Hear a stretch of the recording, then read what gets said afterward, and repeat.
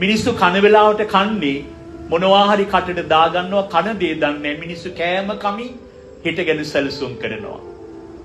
නිදාගන්නේ මිනිස්සු නිින්ද එනතුරු හෙට නිින්ද ගැන සැලසුම් කරනවා. වැඩ කරද්දි මිනිස්සු ඔහේ පඹේ වගේ වැඩ කරනවා. නමුත් මිනිස්සු වැඩ කරන්නේ වැඩක් නෙමෙයි හෙට ගැන සැලසුම් හදනවා. සතුටක් නැහැ ජීවිතේ. මං ආදරෙන් ඉල්ලනවා.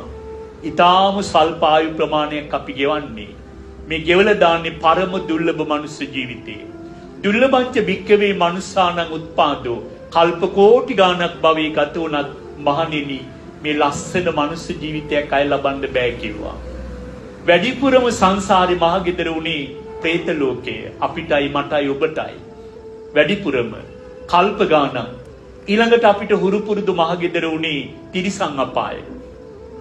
අපි ගමනක් ගියාම රටකට හරි වන්දනා ගමනක් හරි විනෝද ගමනක් හරි ගියාම ගියේ වෙලාවේ දවසේ හොඳින් ගත කරනවා දෙවනි දවසේ ඉඳලා ඔට්ටු වෙන්නේ ඉක්මනට ගෙදර යන්න තිබ්බොත් හොඳයි කියලා. ඇයි? පුරුදු මහගෙදර.